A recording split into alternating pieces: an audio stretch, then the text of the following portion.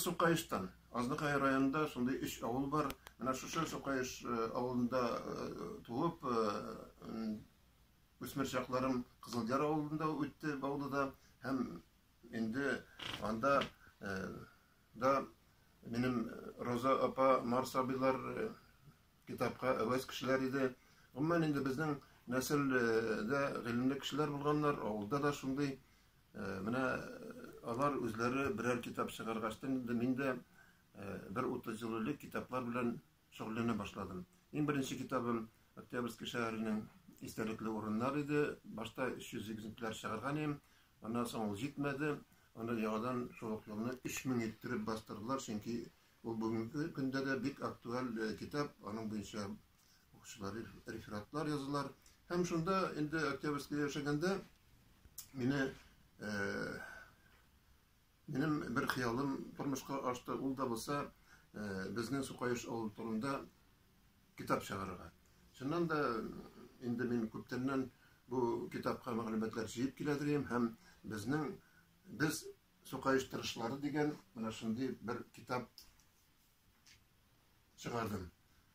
Бу булды 11-нче елда, 12-нче елда инде шушы китапны күреп безнең районга килгән җитәкчебез Марсузов Шайдуллин безгә менә шундый юбилейгә Азнакайга шундый китаплар кирәк дип әйткәч, без инде коллектив топладык та иң беренче 12-нче елда Азнакай китабын чыгардык. Бу юбилей китабы инде әлбәттә саллыгына монда бүтән Азнакайның районының байлыгы, мәдәнияте, бүтән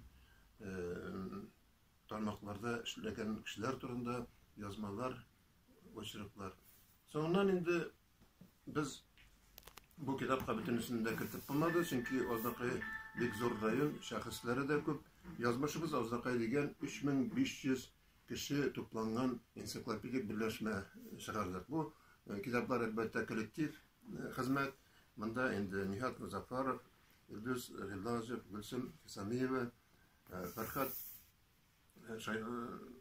Шайхулов һәм башкалар катнаштылар. Менә шулай итеп безнең китаплар чыга торды. Иң таралган безнең китабыбыз ул да булса Хәтер түрендәге авыллар дигән китап булды. Бу китап әлбәттә инде менә аның да шул форматы. Шуннан да безнең районда менә соңгы 100 елда гына шутлап карасак 70ләп авыл юкка чыккан. Менә шушы проблемаларны без инде үзебезнең кешеләр белән фикер тупладык та чыгарырга булдык, чөнки монда әгәр дә бүген безнең язып калмаса бу китапларны, бу тарихларны, бу яңадан югалачак тарих дигән фикергә килеп, менә шушы китапны чыгардык. Бу китап буенча инде Азнакайда конференция узды. Бу конференциялар безнең инде багышланып чатыртауга менә быел да узды, бик күркәм күренеш булды. Гомумән әйткәндә 5 шушындай җыентык чыкты. Азнакайга инде тарихчылар, төбәкчеләр җыелып, конгресс һәм безнең җитәкчеләр ярдәмендә шундый китаплар безнең чыгып тора. Әлбәттә инде мине Казанда таныткан китабым турында да әйтеп китәсем килә, чөнки мин дә Татарстан язучылары союзында торам һәм шунда иң беренче Казанда чыккан китабым Мәңгелек мәхәббәт булды. Бу китабым кечкенә генә китап ул, ләкин инде Тукай белән Зәйтүнә мәхәббәте турында булгачтан бик җылы каршыланды һәм мине инде Язучылар союзына кабул иттеләр. Бу китап яңадан Төркиягә барып чыкканда 10 елдан соң менә төрек телендә дә чыкты. Аларда инде әбәди ашык дигән гашык, анда ашык сүзе дип итеп яңгырый икән. Менә шушы китаплар инде шуннан да ул бик кызык тема һәм бу теманы мин әле дә дәвам итәм. Соңгы елларда да менә кайда да йөрәктә дигән җыентыкка дөнья күләм татарлар җыйган китап када керде шушы Тукай эзләреннән йөрүләрем Башкортстанда.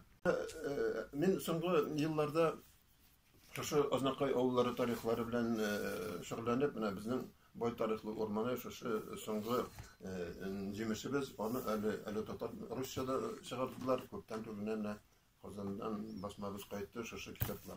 Гомумән әйткәндә, мин Баулы районнарында безнең кавым 30 буын дигән китап чыгарганда Хабиб Нурислам Нуриманович заказы буенча хан Сияра, яңа Чүтә Салих авыллары, монда да безнең инде күренекле кешеләр яшәгәннәр. Һәр авылның китабына тотынганда ниндидер ачыш килеп чыга. Һәм гомумән инде менә Татарстанның 100 еллыгын быел үткәреп, үземдә бер чуртлап караган идем, бу авыллар тарихы 100гә җиткән икән, чөнки менә 36 авыл югалган авыл Азнакай районында, 20ләп авыл Баулы районында, аннан соң Чүпрәле якларында да татар бизнесы Бакиров китабын чыгарган насыйп булды, һәм инде Мунчали авыллары. Менә шушы эшләрне инде без бер үзебез генә булдырма башкарып чыга алмасыйк, әгәр дә безгә менә шушындый хакимияттән һәм гомумән Конгресстан, татар мөхитеннән безгә шундый шартлар тудырмаса. Мин бу юнәлештә инде әле дәвам итәм, әле генә менә яшәүче Әгерҗе авылында да менә аның тарихын язып утырам. Ул бик борынгы авыл булып чыкты. 1620 елда монда беренче йортлар булган икән. Менә шулай итеп тарихны актарсаң, һәрбер авылның бик кызык материаллар килеп чыга. Безнең китаплар алар бик кирәк халыкка, чөнки халык үзенең тарихы белән кызыксына. Һәр авылның инде тәкъдим иткән чакта безнең бик күп халык җыела, чөнки авылда яшәгән кешеләрнең без барсында ничек булса да шунда кертеп җибәрәбез аларны кыска гына булса тарихлары.